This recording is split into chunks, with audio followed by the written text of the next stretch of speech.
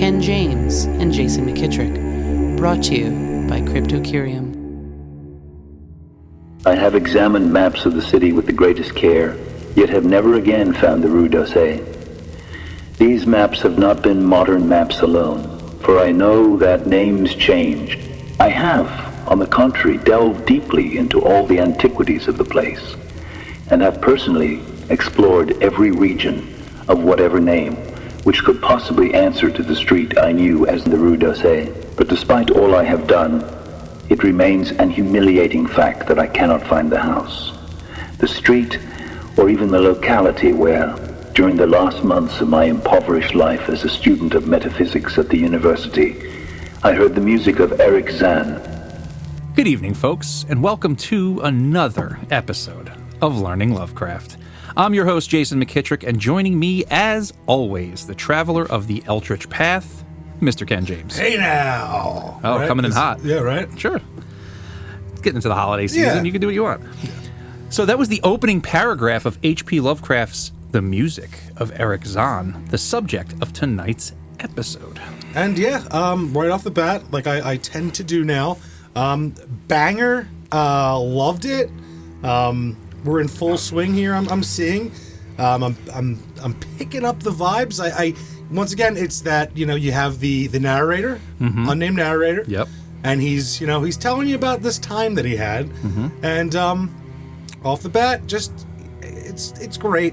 This is just a great one. It's just great. All right, done. Yeah. All right, guys. Yeah. Go read it. We're out. Yeah. Shout out to SD Joshi. Joshman. Yeah, Joshman. So we get this Lovecraftian music, which you gotta love that with his almost anti-description of all this stuff, right, where it's like, okay, but we'll get to it when we get to it. So written into December of 1921, it was first published in the National Amateur in March of 1922. And like you said, the story begins with another unnamed narrator who is looking for the so-named Rue d'Orsay, which may refer to the French expression Orsay, which means at the threshold. So this is the street at the threshold. Okay. HP already tipping his hat right from the beginning. Yep. Now, at this point, too, like, when we started off, and I'm in my head, I'm picturing, like, this stony town, stony village, but the streets at this point, when he just first opened, I got hit with this visage of just, like, this old-timey stone street with stone buildings. It's all kind of clean and neat. And then he goes off the path there. Crosses over the train tracks. Yeah, right. Yeah, he never says exactly where it is, but we do know that it's possibly somewhere in France because everyone speaks French. Could be Paris. It's a very old city. It's a Roman city. So yeah, he makes mentions of like of something like German not being local. Like it's like, he did this German thing that we that kind of stuff. Yeah, they're definitely in some French city for sure. Especially because of the name, Right. Anytime I hear Rue, I'm like, oh, French. Yeah. French. Every time. Great. And, it's strange because the narrator has consulted new and old maps, but cannot find this street, right? Right. And this is where he lived when he was an impoverished student of metaphysics, as you do. Yeah. At the university. We know which university he's at. Yeah.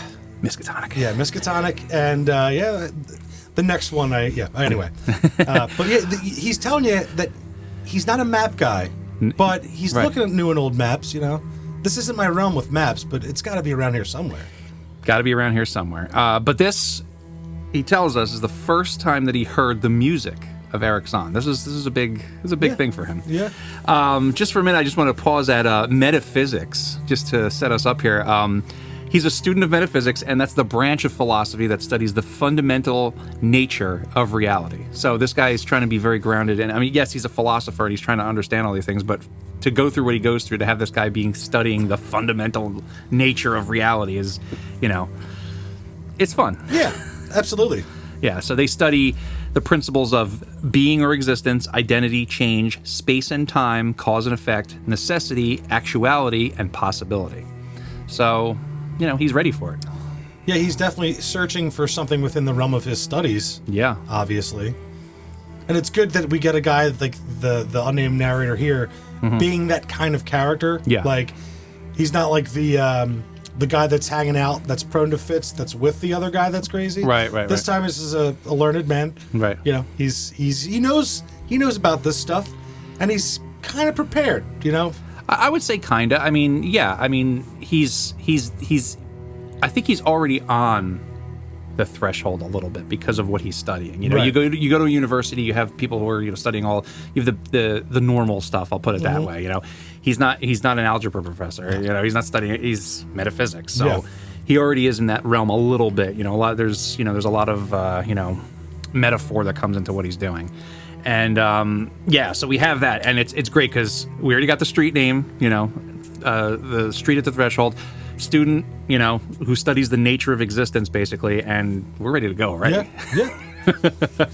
And it's interesting because he points out that during his time living there, that his memory was broken because his physical and mental health were gravely disturbed. Right? Yes. So he's already telling us, okay, he's already an unreliable narrator. Is that where we're at? Is this all a flight of fancy, sir? It could be. A flight of fancy indeed. But he does remember that it was a close walk from the university. And then also throws in there, he never took the few friends that he did have there. Yeah. Ever. Not too many people trying to hang out with the metaphysics major, you know? Well, I think they're a tight-knit group, but also they never want to hang out. Because there's like 4 of them in the class. Yeah, and they're like, oh, you want to go out after this? We're like, no. I'm going to go home and brood. Yeah. He's like, I just got a brand new copy of the Necronomicon. I'm like, I'm good. So we get this next passage. I've never seen another street as narrow and steep as the Rue d'Orsay. It was almost a cliff, closed to all vehicles, consisting in several places of flights of steps, and ending at the top in a lofty, ivied wall. Its paving was irregular, sometimes stone slabs, sometimes cobblestones, and sometimes bare earth with struggling greenish-gray vegetation. The houses were tall, peaked, roofed, incredibly old and crazily leaning backward, forward, and sidewise. Occasionally, an opposite pair, both leaning forward, almost met across the street like an arch. And certainly they kept most of the light from the ground below. There were a few overhead bridges from house to house across the street. The inhabitants of that street impressed me peculiarly. At first, I thought it was because they were all silent and reticent, but later decided it was because they were all very old. I do not know how I came to live on such a street, but I was not myself when I moved there. I had been living in many poor places, always evicted for want of money, until at last I came upon that tottering house in the Rue d'Orsay, kept by the paralytic Blandot. It was the 3rd house from the top of the street, and by far the tallest of them all. So, I'm struggling to piece together what this place looks like. Right. But I'm almost getting like it's kind of like the steps are carved winding up this kind of almost like hill. Yeah. Down the street you get to, then all of a sudden it's all real narrow streets with wild, like a British person's mouth. Wow. Throwing shade. Okay. Yeah, right. Well, they know. Okay. But it's, everything's like kind of like almost like Tim Burton designed it. Sure. Sure. I can see that. You know what I'm saying? Yes. But it's not all like black and gray. It's just because he says there's mossy. It's not very well kept. Almost as if like certain parts are like sinking and built. It's all very slapdash. It's like we got up here, try to build this house. It leans, whatever. We don't care. We're still living in here. We don't have right. code. There's no code of No. Yeah, Well, it's probably such an old city that it's it's construction on top of construction. Yeah. See, here's the thing though. I've actually seen two ways that this has been visualized with different. There's a couple of graphic novel versions of this. One shows the hill going up. One shows the hill going down.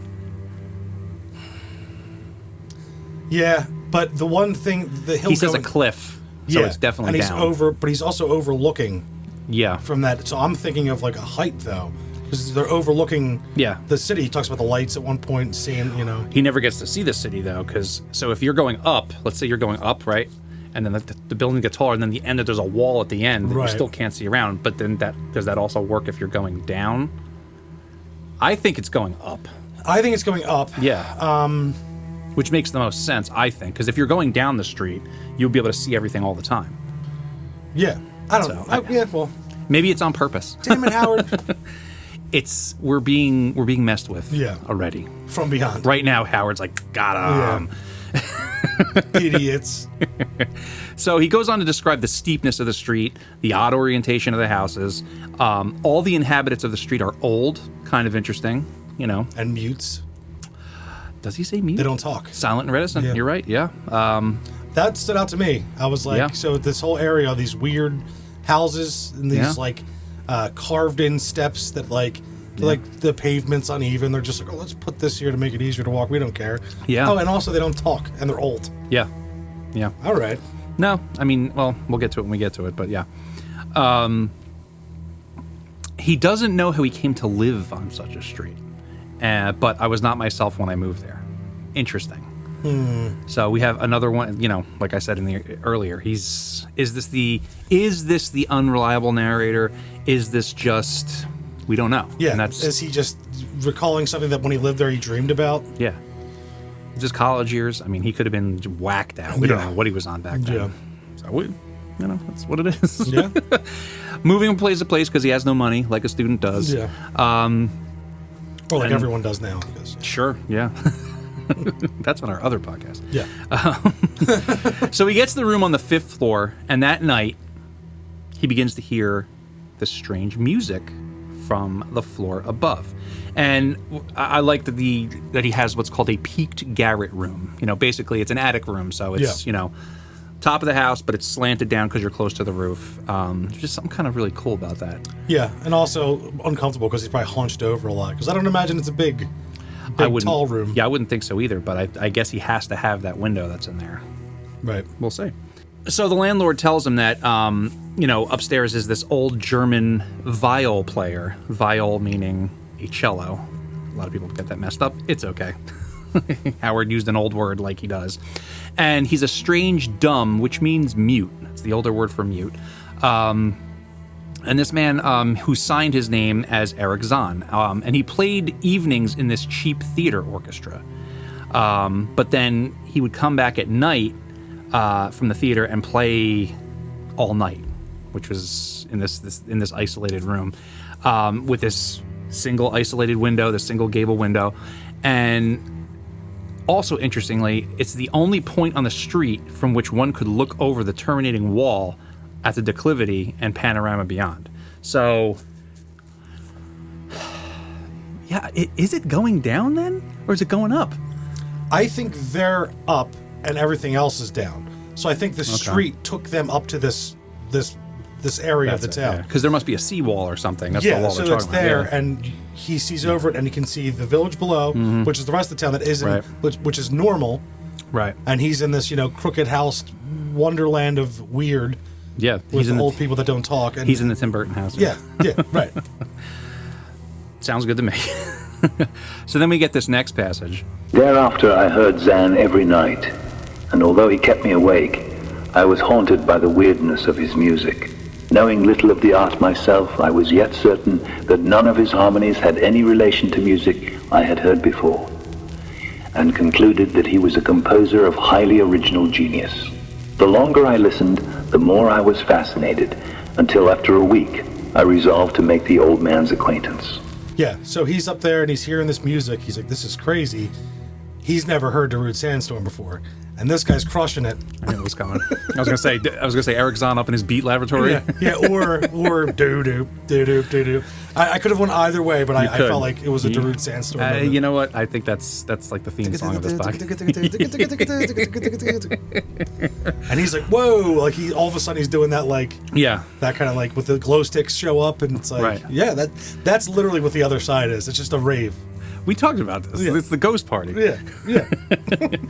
So, you know, knowing that you were going to read this story and, you know, knowing that you're a musician, like, did your ears prick up at this part? It's like weird music. Yeah. Oh, absolutely. Because, like, there are no new chords. Right. There's only ways of, like, making things creepy or, like, you hear someone play something, like, when someone's, like, really good at piano or guitar and they're, like, next level. Yeah. It does something. And you're just like... Right. Like, whoa. It's like even when you go to see like one of those like a band that's just like they're statesmen, elder statesmen, and like they have a way of doing something, and you watch kind of just you don't even listen to the music anymore. You're like watching at what they're doing, and it's like a whole. But back to the point of like when you see someone play something at such a masterful level, and you hear that, you're like this person is almost like not a god, but like an entity, because like how did you do that? Right. That can't just be from you practicing and learning. Well, they're probably just in full flow state. Sure.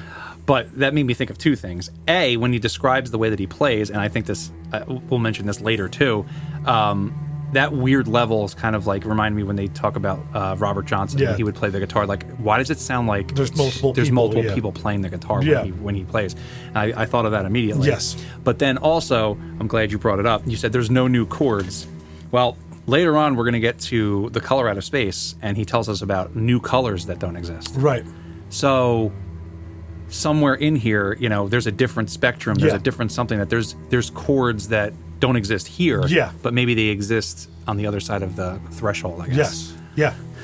No. Yeah. At this point, I was like, Yeah. Like, Tell me you more. don't have those chords here? Yeah. Oh, all right. Yeah. This is what was it in the Studio 666 or whatever when he's like, oh, it's what did he call it? It's like drop some. It was some weird new chord. Yes. That was funny.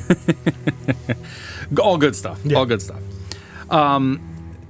So I mean, he's got to hear this guy, and he wants to meet this guy because whatever he's doing, he's that creepy musician that's off to the side. The whole Miles Davis kind of thing too, like who just stay off to the side and like just leave him alone. You know what's funny though? We now have like guys like, and I see it a lot where I live. They're really good at what they do, but there's a guitar player and a saxophone player that just stands in the parking lot of like supermarkets with like accompaniment on a speaker, and they're shredding, but you're like, loser, and he's killing it, and you're but you're like, in the parking lot, bro, like, and like that's what we do now with these masterful, this is all they know. They dedicate their life to this, and like we're like, find a choir, Wild. It is wild. So one night, after he was returning from work, he intercepts Zann in the hallway, and he's like, I'd like to get to know you. I'd like to hear some of your playing. Can you play Wonderwall? Truly eldritch. Yeah. And he describes him as this small, lean, bent person, shabby clothes, blue eyes, grotesque, and a satyr-like face, nearly bald. And as soon as he talks to him, he's like, he looks angered and frightened at the same time. Yeah. But his friendliness wins him over. And he kind of motions for him to follow him, up the stairs, these dark, creaking, rickety stairs.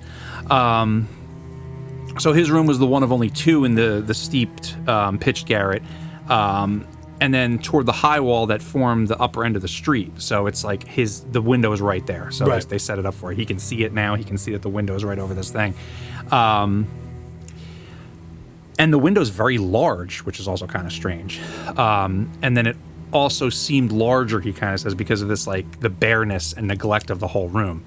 There's only, there's like one bedstead, a dingy washstand, a little table, a large bookcase. He's got his music rack, and then these three old-fashioned chairs. So it's, this is just about music. Yeah. It's pure, just the music. Well, he might have, like, a piece of bread every now and again. Maybe, if he's good. Yeah. He's not using the music rack, we know that. No, because it's all up here. Sheets of music piled everywhere. The walls were bare boards and probably were never plastered. And then abundance of dust and cobwebs. And it just really seemed like it was deserted. Like, it doesn't even look like it's inhabited. And it almost, at this point, it's like, is this room a speaker? Because the large window pointing out, and it's just like the acoustics of just the wood. It's never been plastered. And there's very little things in there to kind of operate to, like, project the music. Right. It's certainly, it almost, the window is maybe just the important thing, because whatever is here doesn't even matter. And Lovecraft, with the next line, even kind of suggests all that, because he says, evidently, Erich Zann's world of beauty lay in some far cosmos of the imagination. So whatever's happening here doesn't even matter. He doesn't even care what the place looks like. It's all happening here, and he's just going up there shredding every night. And it's just, it's crazy. So Zann invites him to sit down. he takes out his viol, which is a cello. Because I just had to address that because it's pretty funny. I think one of the first illustrations for it shows a guy with a violin, and a lot of others. There's even like a Marvel Comics adaptation of this. And really? Yeah, there's a bunch of Lovecraft Marvel comic adaptations. The monsters never look cool though. Well, yeah, it's very basic. They all look like Daredevil. They just like smoke monsters because there's no like, you know what I mean? Yeah. So there's like a lack of imagination over there, you know. Yes. Well, can't slap tights on a monster, you know, and have him. I mean, you could, but it's not very scary. Well, it is now.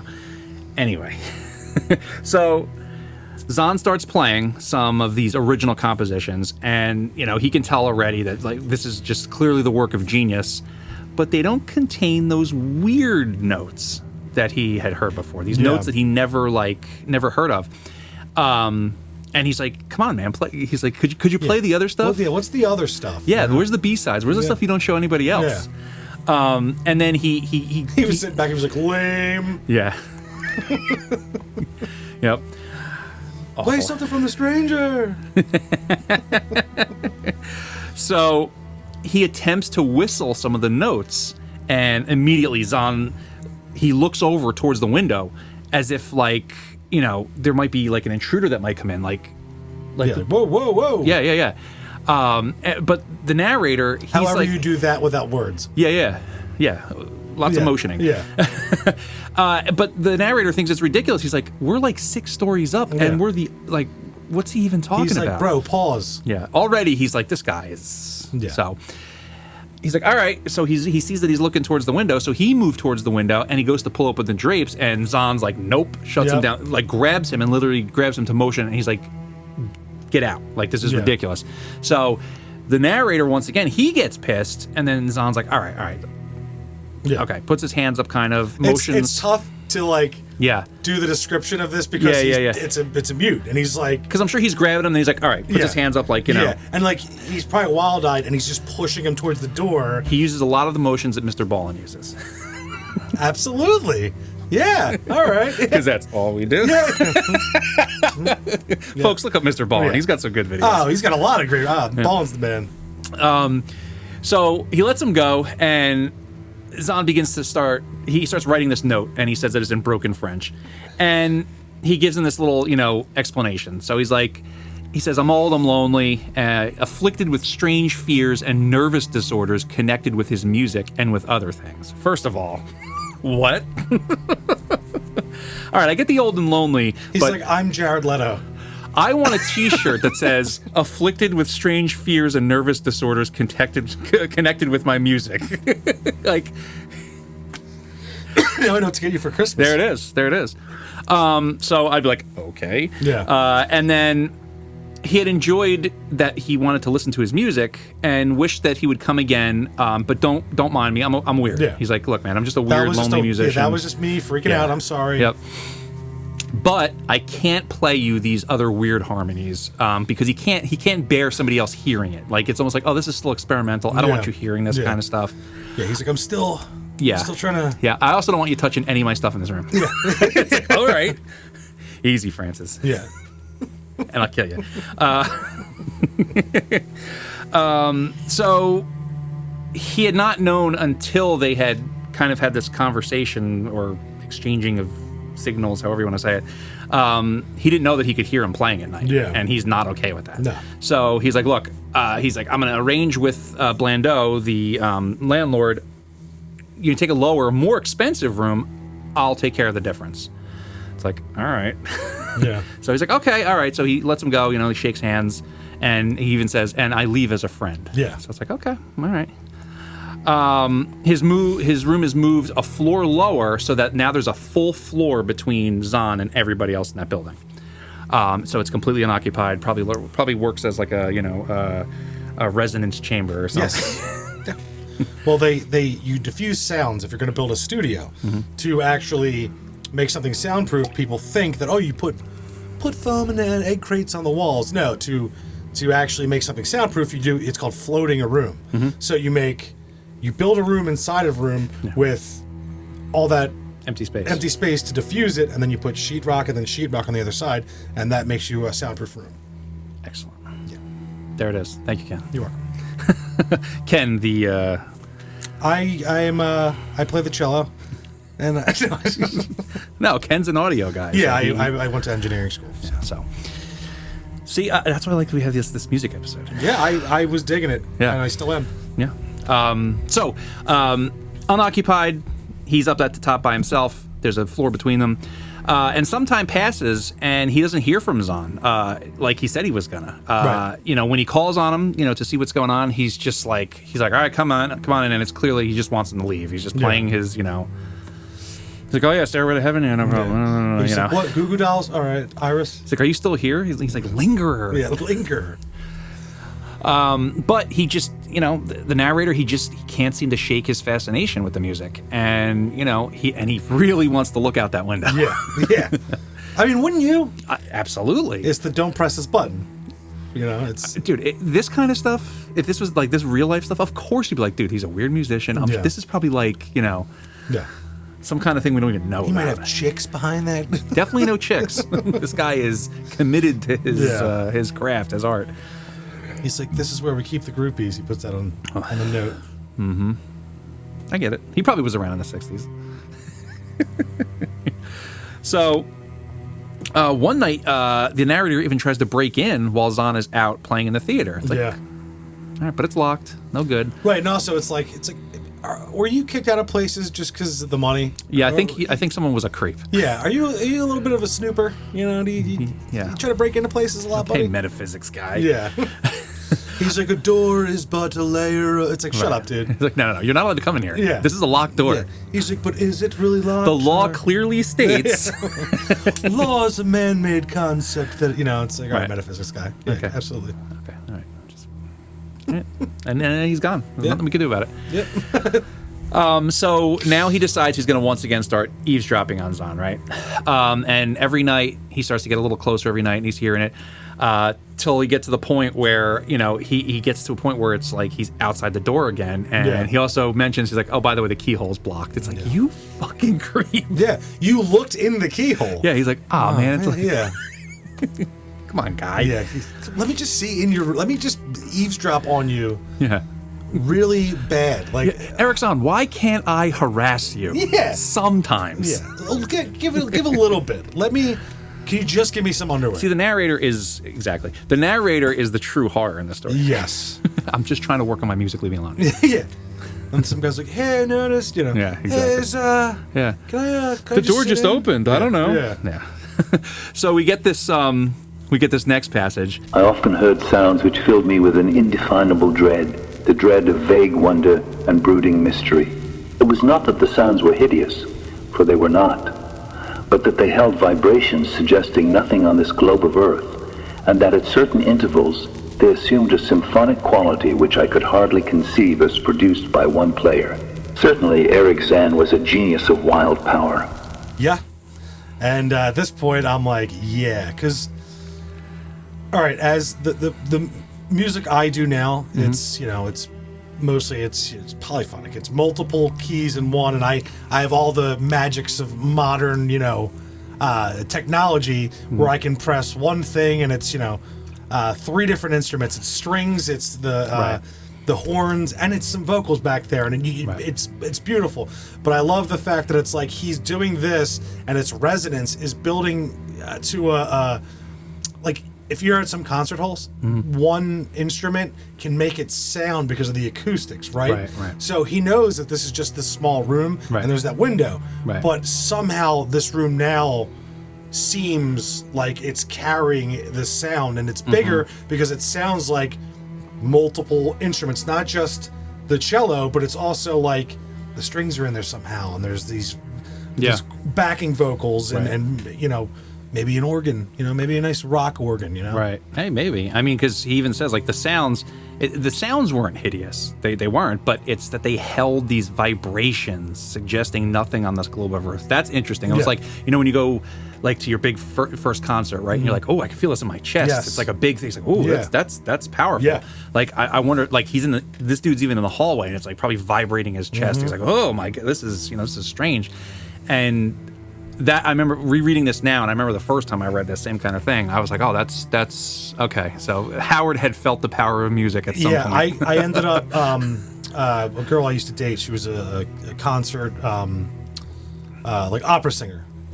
Yeah, and what university? It was in Jersey. I went a couple times to shows, and like all these like opera students and like classically trained vocalists.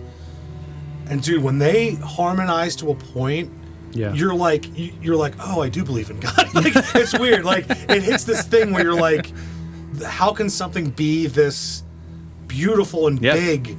Yeah. And they're doing it in a hall, so obviously it's an acoustic hall. Sure. And they're not really using the microphones, certain things like the orchestra in the back, but they're just showing you they're trained with the power of these their voices. Mm-hmm. But then when like 6 people are harmonizing, it hits these notes that you really are like, there is something else out there. Right. If that makes any sense to anyone listening. But like, if you've ever been there to like a where classically trained vocalists are hitting notes like that, there's nothing like it. Yeah. It's beautiful and terrifying in a way. Right. Because I can't do that. Right. Especially when they do the music of John Williams.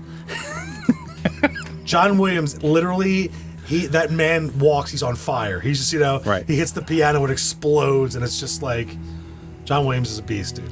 He does. I mean, he uses a lot of material from a lot of older composers, but yeah, he's amazing. Sure, good. Yeah. Hey, there's no new chords, man. Just so you know. It's true. I mean, that's because he's a human working on human terms. Yeah, exactly. No, I really like this. Just this little. It's a small passage, but it really gives us a really good idea of like that's this symphonic quality, and then like this vibration that like we'll see later with other stuff. Like he's.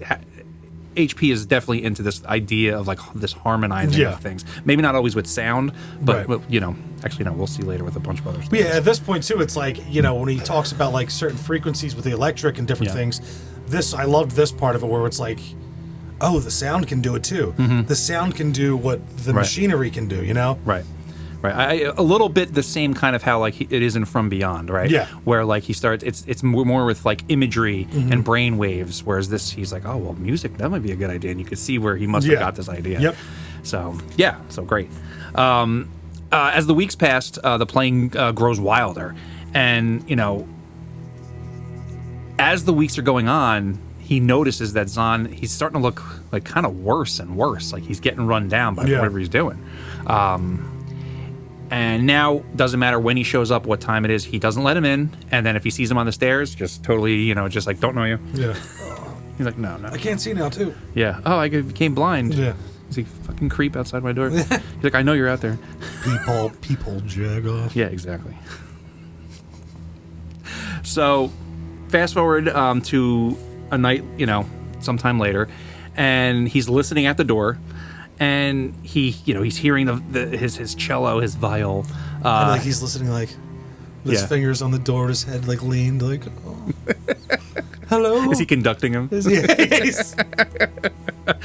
And it's his playing is going berserk. He calls it this chaotic babble of sound and pandemonium.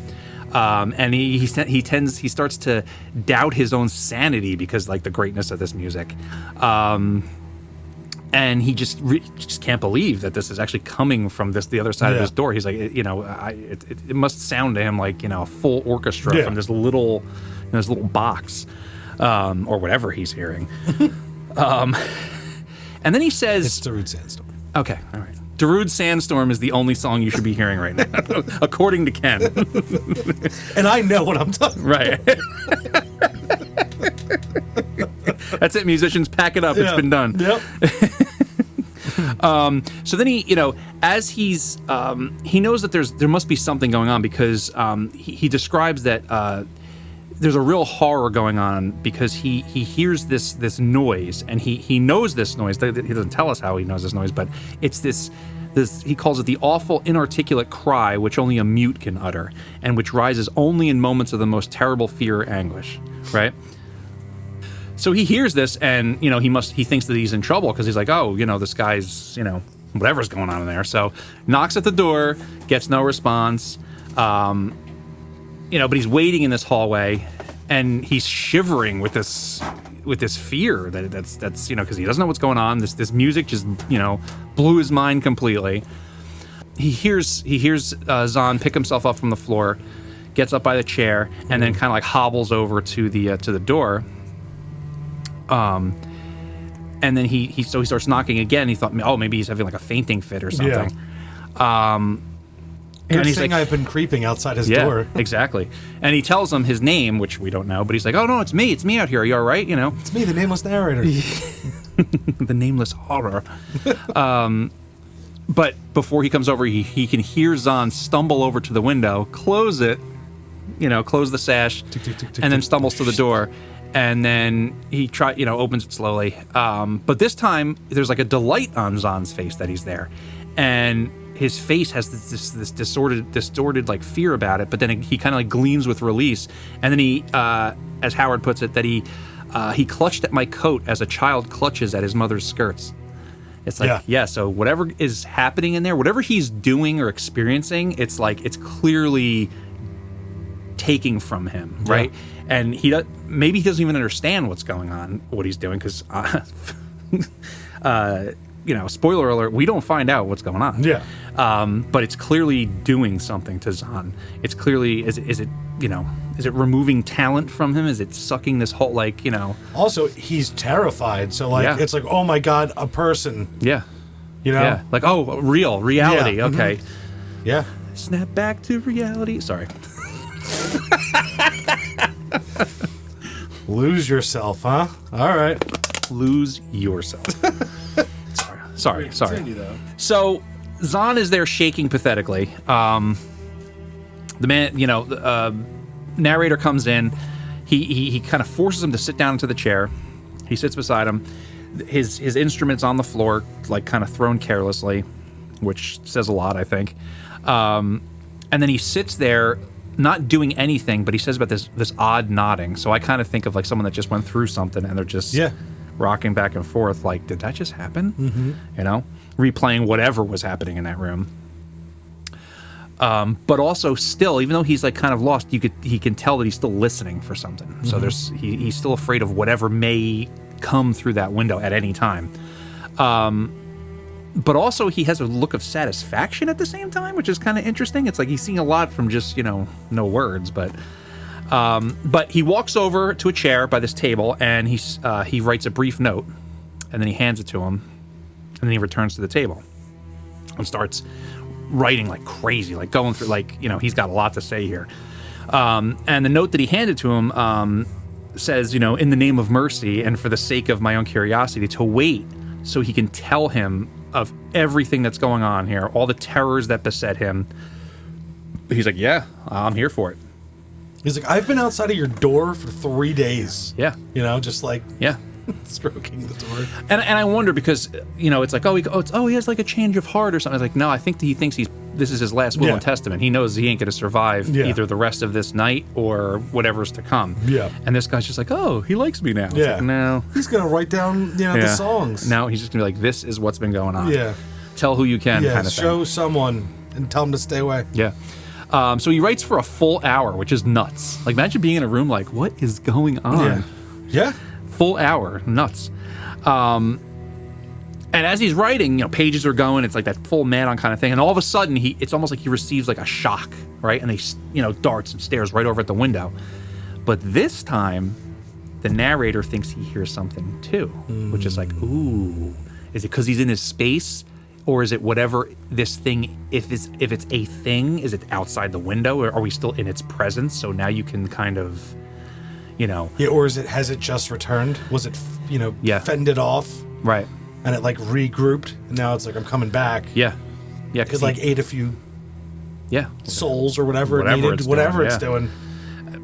Anything is the correct answer for this, because nobody knows. Like maybe, right before he fell, he hit that like power and like zoom and like he just Kenny G'd him for like 4 hours. Or it was like stuff from Scott Pilgrim when they hit that last and like everything explodes and all the Yep.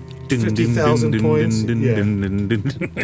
He becomes the green monster of jealousy and hits the snakes, but no, or the dragons. But maybe with that last note, it blew him out of the chair too. Sure, yeah. And his instrument, the cello's I don't think that's over far there. off. Yeah. And he, went down, and he had to like he grabbed the chair, pulled it over to him, and like got himself up, and then you're, hey. Yeah, he used his special move. Now exactly. He's got to charge it back. Yeah, right. Sorry, folks. No, but yeah. Yeah. That's the thing. So he hears this sound, right? And he describes it as exquisitely low and infinitely distant musical note. Yeah. I thought of, I know, whatever. Everything's about movies here. The beginning of The Dark Knight, when you hear that first note, that you know what I'm talking about? Yeah, well, and then it turns into the Joker's that the yeah. Like I just noticed, like, what is that? Because the movie starts silent, remember? And then you kind of get like you become aware that note is there. I don't know. Yeah, no, that's good. I like that, like that we, that's in our intro. Yeah, like I like that kind of thing back there because that like guttural, and always to me that kind of sound that like it's like something's coming or building or like something's being open. One last thing about the power move, though. Go ahead. It's like in Rock Band when you get your power up and you tilt the guitar and it like, down the fret. It's time to show the donkey the snake. Yeah. Right. Do you play for money or just smiles? Smiles. Yeah, it's true. Anyway. Derail.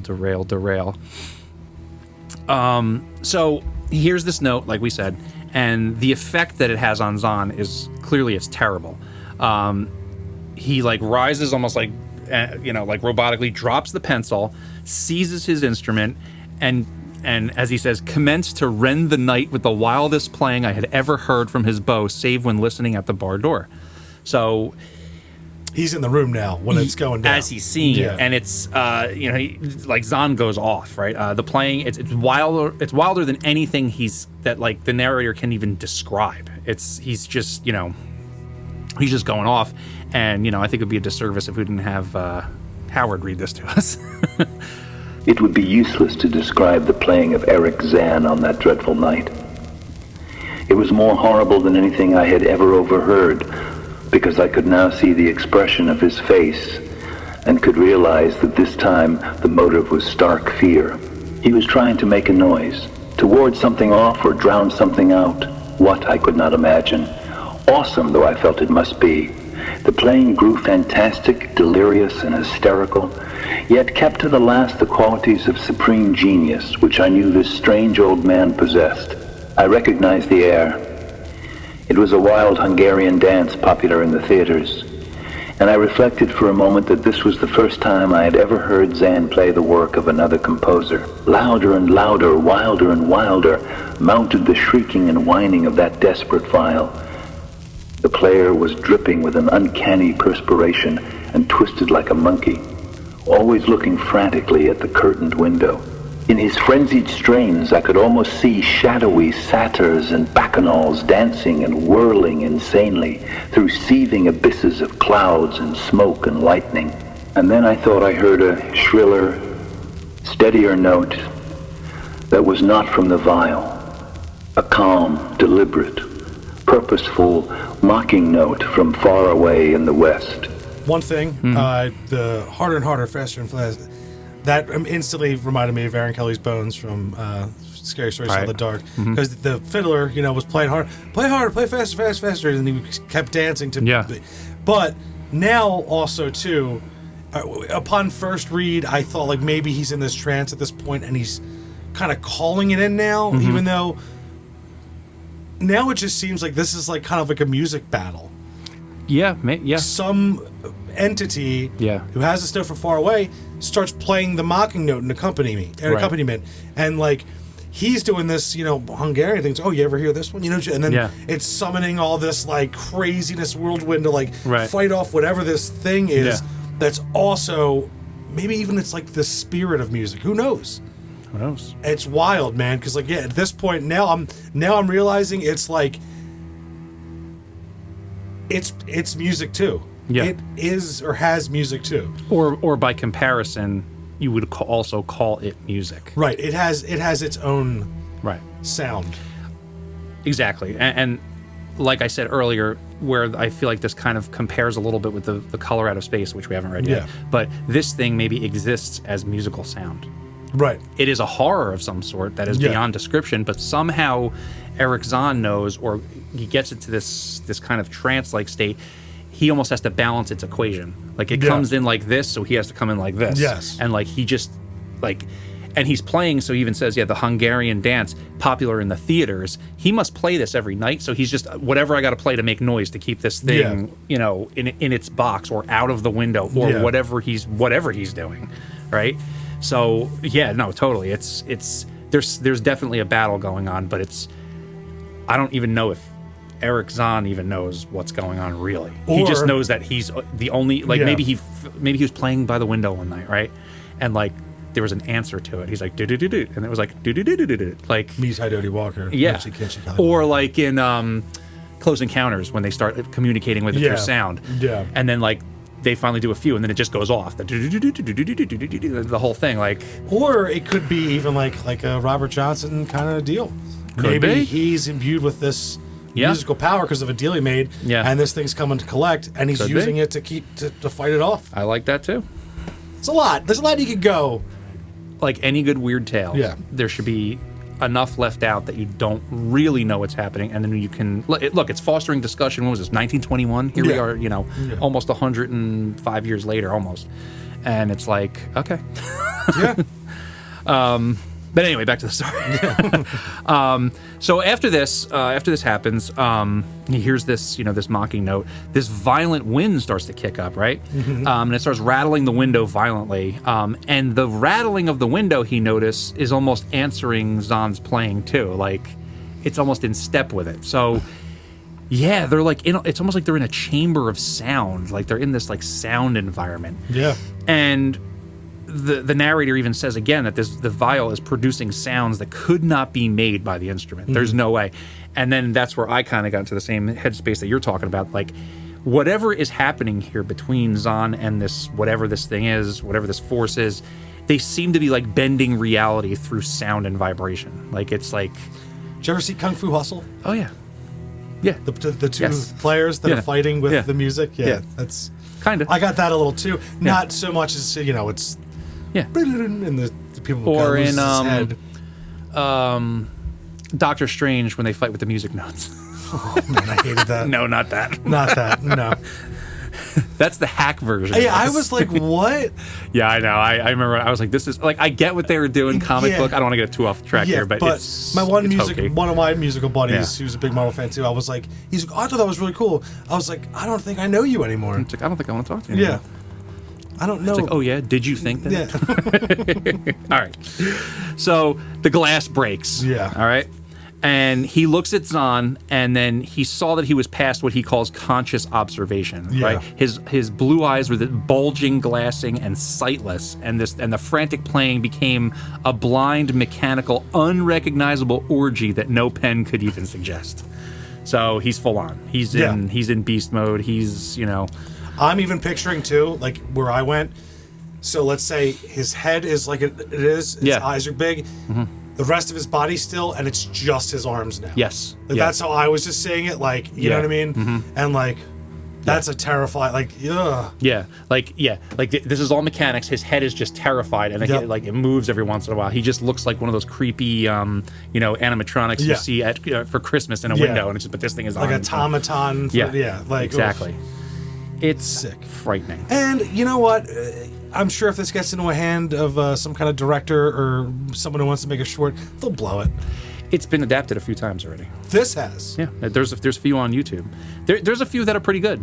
There's one, I can't think of the director's name, and if I can, I'll drop in show notes or whatever. But there's been a few that have been okay. It doesn't have. I mean, how long of a thing could you turn this into? I don't know, but. It doesn't have to be long. This would be like an hour kind of thing. Maybe not even. You could bang this out in like a 30-minute. You could thing. You could. Anyway, always looking to make those movies. it's in my blood, man. No, both of us. We both do it. So after he notices this, another big gust blows this manuscript that Zann had written and goes right out the window. And it's like, you know what? Damn it. And even the narrator was like, no. But it's gone before he even get there. Right. Because that would have been like an explanation to all this. Right, and that's what kind of makes it so, like, it's like tantalizing, because you're just like, God, like, what is going on? And, it's almost like, that would have been like the not like revolutionary version of a story. It was like, oh, if you get to read it. No, you don't get to read it. And so, and I think that shows the genius of Howard here, because he's like, no, you figure it out. Yeah, he's like, here, just throws it out the window. Yeah. You want to know what's going on? Yeah. You don't get to. Sorry. Exactly. Shut up. Exactly. So we get this, and this is a great passage. We get this next passage. Yet when I looked from that highest of all gable windows, looked while the candles sputtered and the insane vial howled with the night wind, I saw no city spread below, and no friendly lights gleaming from remembered streets, but only the blackness of space illimitable, unimagined space alive with motion and music, and having no semblance to anything on earth. And as I stood there looking in terror, the wind blew out both the candles in that ancient peaked garret, leaving me in savage and impenetrable darkness with chaos and pandemonium before me, and the demon madness of that night baying vile behind me. Yeah. I don't know. Just makes me think of those, like those grand, like, compositions put together by like, Holst and some of those old like composers about like the planets, like, and they're like the music of the spheres, that whole idea, like, the universe is filled with these weird sounds, or like those recordings of planets that they give us sometimes, like all this weird this is way before anyone recorded sounds of planets. Right. So Howard beat you to it once again. Sorry guys, Howard already did it. Howard already did it. Yep. So here we are with that, and it's and it presents us with that, like, yes, it's infinite darkness, but there's also this music to it, or what we would call music. And that's kind of where I like but I want to settle in on that, Yeah. I'll save it for my wrap up. Okay. Yeah. No, I like it. So we get this kind of the wrap up happens pretty close here, but the narrator staggers backward into the room, falls over a chair, bumps into all these things. It's like a whole comedy routine. Yeah. There's the banana peel sound. Yeah, he does a pratfall. Yep. Yeah. There's for some reason we hear the sound of bowling pins when he falls. Sorry. But he bumps into things all while Zann is still playing the insane music. Pitch blackness, he can't see anything, but he doesn't stop, and it's like, all right. He bumps into Zann, and he attempts to shake him awake so that they can get out of there, but he doesn't respond. He even shouts into his ear, like, we need to go. Yeah. Still no answer. Yeah, we out. Exactly. Still no answer. But we get these two final closing paragraphs. When my hand touched his ear, I shuddered, though I knew not why. Knew not why, till I felt of the still face, the ice-cold, stiffened, unbreathing face whose glassy eyes bulged uselessly into the void. And then, by some miracle, finding the door and the large wooden bolt, I plunged wildly away from that glassy-eyed thing in the dark, and from the ghoulish howling of that accursed vial whose fury increased even as I plunged. Leaping, floating, flying down those endless stairs through the dark house, racing mindlessly out into the narrow, steep, and ancient street of steps and tottering houses, clattering down steps and over cobbles to the lower streets and the putrid canyon, walled river, panting across the great dark bridge to the broader, healthier streets and boulevards we know. All these are terrible impressions that linger with me. And I recall that there was no wind, and that the moon was out, and that all the lights of the city twinkled. Despite my most careful searches and investigations, I have never since been able to find the Rue d'Orsay. But I am not wholly sorry, either for this or for the loss in undreamable abysses of the closely written sheets, which alone could have explained the music of Erich Zann. Playing in the dark with the bulging eyeballs, with the cold, dead skin, Yeah, at that point, it's like, was it even him, his body playing anymore? It was like he was a conduit. Yeah. He was some kind of conduit of this music. Right, and that's where I kind of was like, I know he was trying to fight it to keep it away, but like at that point, it's like, did it just take him, and was he just like letting it go? Like, you know what I mean? I was up in the air about it, but Yeah. I don't know, man. It's wild. So there it is, man. Quite a story, huh? Yeah, maybe even when he was writing, I was thinking this too, wasn't like a story, it was actually the song that he would hear. That's interesting. Yeah. It was like all the music notes he put down, because they hint to that he never used the music stand, right? Right. And it's like, let me get this down. Right. Because someone might else have to come and fight this thing back. That's also interesting because that would make it even more unhinged, where the guy's like, oh, if he actually got it, he's like, oh, cool, what is the story? And it's like, what is this? Yeah. And it's just all this insane musical scale notes, of music. It's like, what is this? Yeah. Like all that weird notation. But it was the thing that could fight off this, whatever this entity is, out the window. Right. Because it won. At the end, it won. I think so. I think because it got Erich Zann to be in this mode of playing, or this key of playing, that like whatever this thing was, or if it was a thing, needed him to be this way. Yeah. And like, all right, I got you into that perfect frequency now. Now we're in perfect harmony. Now you're going to stay like that. Yeah. Yeah. And also too, maybe he found one of those notes because he was such a master. Yeah. It attracted this thing and was like, oh. That too. You're calling me? Oh. And then it's like right. Get away, right. Like, that kind of thing. Like now that you can see them, they can see you too, also from beyond. Yeah. So at that point, he might have called to it with just figuring out the right thing. And he spent all those nights keeping it away. Right. And it kept, like you're saying, forming it into perfect. And he locked it in, and it's like now your spirit's part of this. Yeah. And the next person that finds out, and that's why I think probably that writing in my head goes to him writing out. Yep. These are the things. Like for an hour, he's like, okay, this break to this break, here's the breakdown, and it might have been even pages and pages of songs. Sure. He was like, that's how you beat it. I gotta fight it off, and I can explain. Just give me a minute. Oh, and probably even said to him, leave now, because if you stay longer, you could possibly something. Yeah. But right.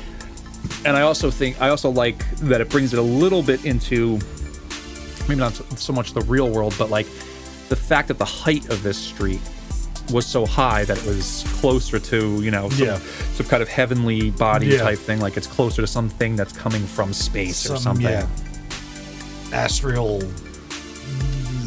Something awful. Stardust mixed in. Sure.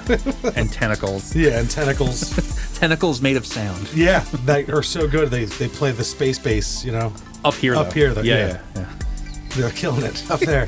This is one of my favorites. It's super cool. Yeah. It gives you it describes a place. You get the haunted house vibes. Yeah. But then you get the music with the fight with whatever's out there. Yeah, and I'm glad you kind of pulled in that, the idea of the haunted house, because this is something that we will see again. I think Lovecraft definitely looks at all these things and says, okay, here's the tropes that everybody knows. Haunted house, weird, creepy guy, this street, but then he's like, okay, how do I turn this on its head? Right. And then it becomes a haunted house that's about, eldritch sounds, and that music can even be, evil or whatever word you want to use for it.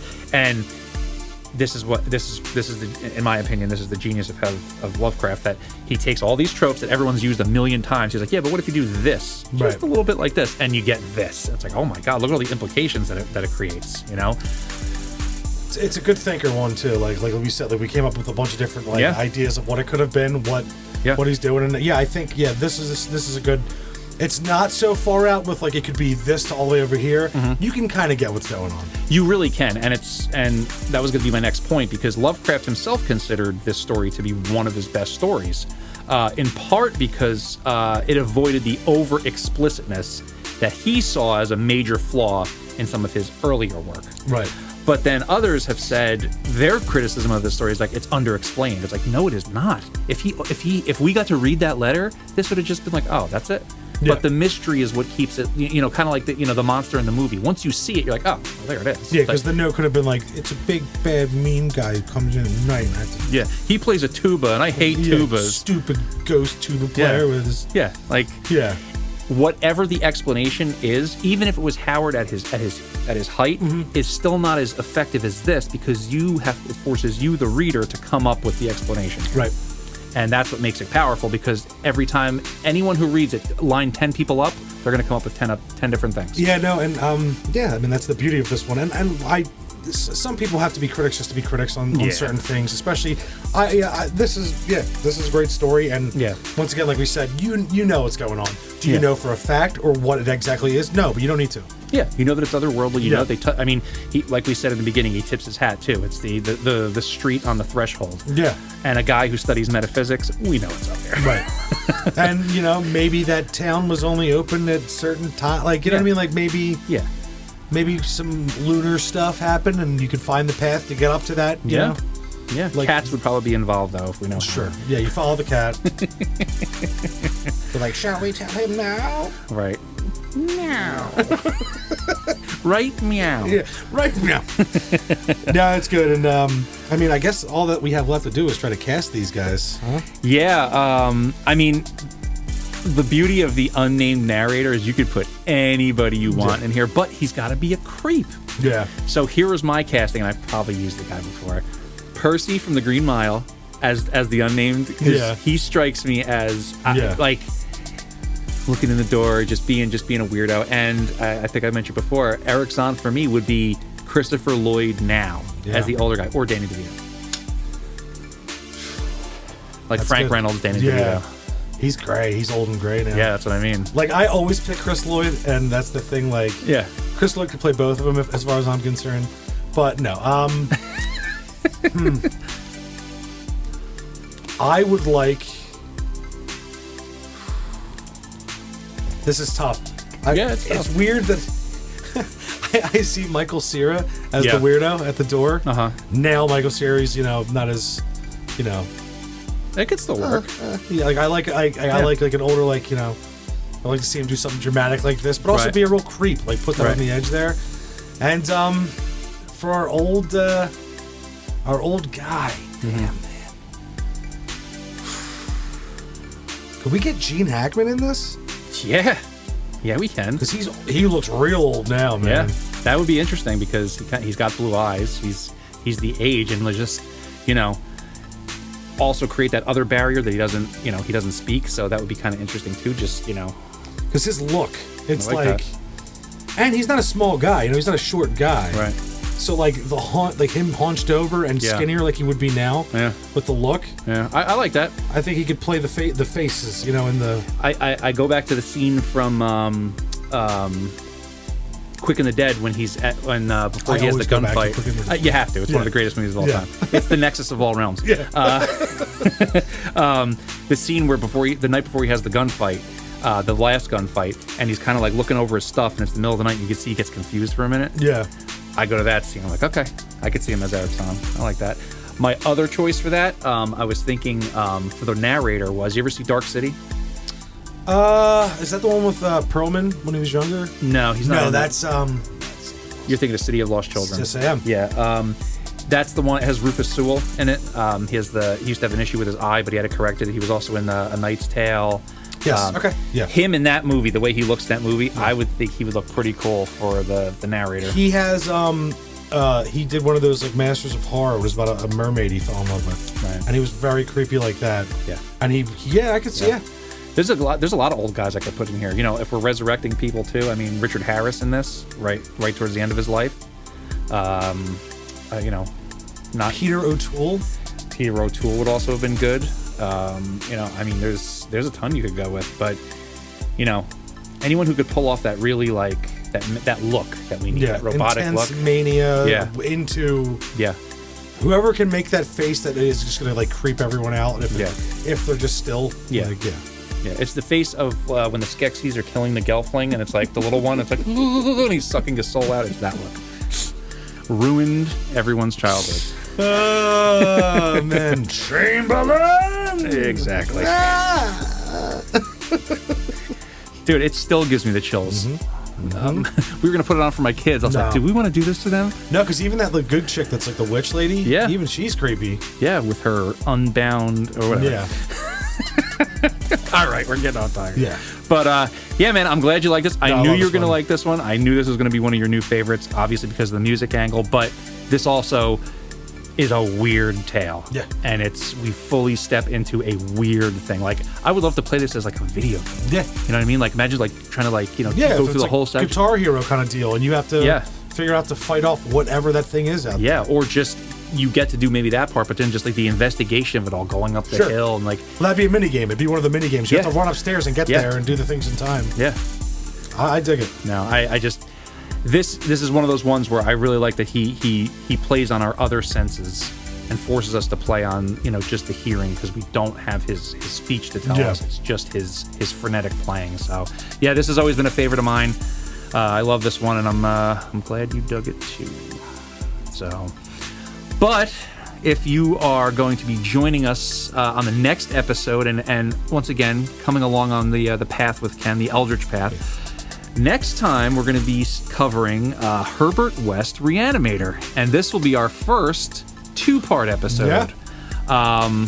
Really looking forward to seeing how Ken likes this one. We're gonna do a lot of talking on these ones because there's a lot to talk about. I think we'll save it for the episode, but I think the movie has colored a lot of people's thoughts on this story, and it really doesn't do it a lot of justice. Yeah, it does not. But we will get to that when we get to that episode. But so. Thank you once again for joining us this episode of Learning Lovecraft. I've been Jason McKittrick. And I've been Ken James. And we'll see you beyond the Wall of Sleep.